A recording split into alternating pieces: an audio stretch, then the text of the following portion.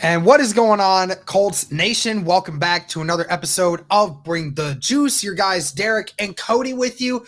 Guys, amongst all the craziness of free agency, the Indianapolis Colts have finally made a signing outside of the building. That's right, guys. The Colts' first outside free agent is actually going to be a backup defensive tackle to Grover Stewart. We signed former Dolphins defensive tackle Rayquan Davis to a 2-year, $14 million contract.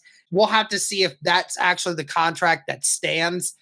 Been seeing some people say the contract may actually get lowered a little bit, but nevertheless, the Indianapolis Colts bring in Rayquan Davis, a 6'7", 325-pound defensive tackle, was a second-round draft pick for Miami back in 2020.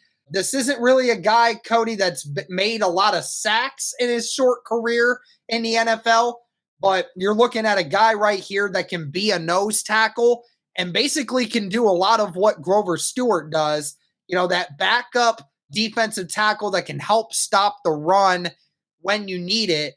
I'll tell you what, man, we've been talking about how this was a big issue for the Indianapolis Colts. Not just when Grover Stewart was out for those 6 games with suspension, but also just even when he was on the field. There was still a lot of times that we were missing someone that could back up Grover Stewart, that could make an impact both in the run game and in the pass game. He may not be great at rushing the passer, but this is a guy that's going to be a load in the middle. What do you think of this free agent signing here for the Colts? You know, Derek, it's funny. We talk about, how people complain the Colts don't make any outside signings, and then they make a move for a player like Davis. You mentioned 6'7", 330, so humongous human being in the middle there, and people still complain. They find a way to complain. But, Derek, I think this is a need we didn't necessarily always talk about as a big need for the Indianapolis Colts, but it still was a need because, Derek, I'll throw out a couple names to you last year, and you tell me if this wasn't a need for the Colts. Taven Bryan and Eric Johnson. Yeah, that is literally all you need to know about what happened when Grover Stewart missed 6 games with that suspension. The Colts' run defense was putrid, and I mean putrid. And the Colts knew this. They knew that they had dog crap behind Grover Stewart. They knew that they didn't really have anybody that had any suitable answer. And I think that's why not only did they lock up Grover long-term for the next couple of years, but also, they're like, we need more depth in the interior. We need more depth in the run stop department. The Colts were so great at getting after the passer from a sacks perspective, but they were still very poor at times, Derek. Like you mentioned, even with Grover Stewart, at times they weren't the greatest team in the world at stopping the run. And I feel like we've seen kind of this steady decline with the Colts defense the last couple of years when it comes to stopping the run. And so when you look at Rayquan Davis, this dude's a beast in the middle. He really is. You mentioned, former second-round pick in 2020. He's still only 26 years old. And so this is a guy that's still very young. It still obviously has a lot of talent as well. Derek, paying this guy, roughly $7 million a year? That's basically what Tyquan Lewis got, and another rotational guy that you need, and a guy that helps you out in a department that you really struggled in last year. And so I guess when I say it, Derek, and I look at it, even though it's not the splashiest signing for the Indianapolis Colts, you still get a very talented player in Davis who can help you out a lot in the run department. And say Grover has, some time he has to miss or whatever, you have a legitimate backup plan now for the first time in a long time when it comes to a backup defensive lineman. I would probably say the first time since a guy like Taylor Stallworth, Derek. That's been a couple of years ago. So for the Indianapolis Colts, I like the fact that they are beefing up the interior of this defensive line. Like I said, not necessarily like a top 5 need per se coming into this offseason, but it still was a need that we maybe didn't talk about enough. But love to see that the Colts are taking that approach and making sure what happened last year when it came to the backup defensive interior guys doesn't happen again this season. And so overall, man, I like this move. Like we've talked about, guys, a physical freak. And so you wonder, can Charlie Partridge get more out of him potentially?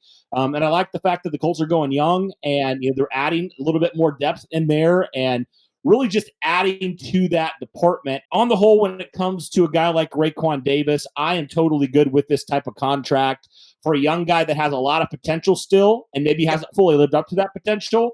There might be still more to tap here, Derek. So I definitely am a fan of this deal. Bring him in. Why not? Add to the mix that defensive line room and just continue to build that unit. So I'm good with it. Yeah, and I mean, like you said, we don't know how good this kid can actually be. He's only 26, only been in the league for so many years. You're bringing in a new defensive line coach. This guy we know is a run stopper, though. I mean, that's a load to handle. 6'7", 325 pounds.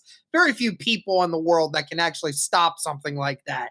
And I mean, you mentioned it earlier in your statement that, I mean, there was nobody behind Grover Stewart. I mean, nobody, not a single person. And outside of Grover Stewart and DeForest Buckner, you had Jack like nothing, bro. Like you had some of the worst backup defensive tackle depth in the entire NFL, and that's not a joke.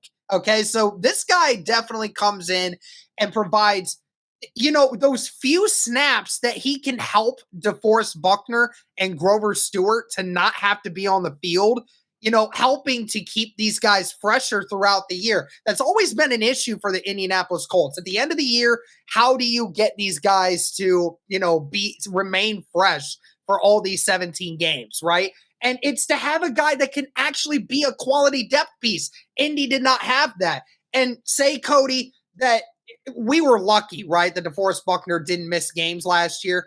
Unfortunately, we missed games with Grover Stewart. And even if he doesn't miss it with a PED issue this year, say he gets injured, you know, like to have another guy in there that can help fill that gap, maybe not quite as good, but close to being that good. That's a very good thing to have for Indy for when injuries inevitably do happen to some guys on the interior. I mean, I'm not even worried about the contract. There might be some points they might backload the contract. So it's maybe not quite as bad this year. I don't know all the details. All the details are still being figured out. But like you said, it's a depth piece that, yes, it's not a glamorous one. It's not going to blow anybody out of the way, but it is something that the Colts absolutely needed for a long stretch of a season, to have another run-stopping big man in the middle that can actually do the job really well. It's something that people don't think is very big of a need, but when someone on the inside does go out and they need him to be there because the Colts' run defense depends on it, then people will start to wonder why that guy was worth the contract that he got. So I like it. I don't think it's anything crazy, but it's one signing out of many more that the Colts are going to make. Yeah, and again, I'll reiterate, if you don't like this move, go back and watch the 6 games that Grover Stewart didn't play and see how the Colts defended the run, and then come back and tell me defensive tackle in the interior was not a need for the Colts to get some depth in there. I just go do that. If you don't like this move, go do that. So, Derek, but yeah, I mean, like you said, not the most splashy move, but still a move that needed to be made. And so the fact that you get him relatively cheap, I'm fine with that. Yep, absolutely. But that's going to do it for this video, guys. Let us know your thoughts. The Colts made their first outside free agent move, bringing in defensive tackle Rayquan Davis from the Miami Dolphins.